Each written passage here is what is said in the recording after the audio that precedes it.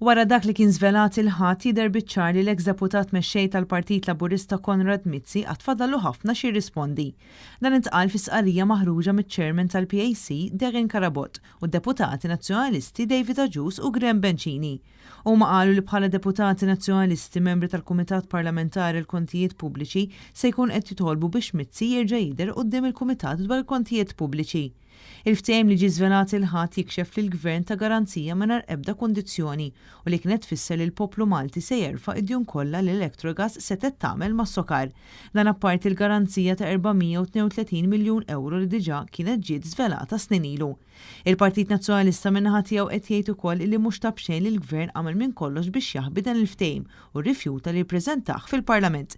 Jikkummenta l-kelliem għall-enerġija Markent Nisammut. Dan jorina li fejn tidħol l-enerġija, dan il-Gvern ma jistax jiġi fdat. Iċ-ċifri, il-kalkoli, il-numri li jtuna l-lum biex jippruvaw ibellaw lilna kemm qed jiffrankawna flus fl-enerġija ma nistgħux nemmnuhom għax kif ġidbu fil-passat qed jerġgħu jitbullhom speċjalment f'ċertu stanza f'kuntest fejn l-informazzjoni aħna ma nafuhiex, il-kuntratti żammewhom moħbija, kull ftehim inżamm moħbi u allura kull ċifra u kull kalkolu ħadd ma jista' jippruva, ħadd ma jista' jemerija hija xi ħaġa li toħroġ biss mingħand il-Prim Ministru, li toħroġ biss mingħand il-Ministru illi f'dan is-settur diġà daħħu bil-poplu Malti diversi drabi fil-passat. Id-deputat nazzjonalista qal li llum qed insiru nafu li dan il-ftehim mhux talli ma ġiex diskuss mal-Kummissjoni Ewropea talli ġie moħbi minnha minħabba l-biża' li jmur kontra ir-regoli u l-prinċipji Ewropej bil-konsegwenzi kollha li din id-deċiżjoni tista' ġġib magħha.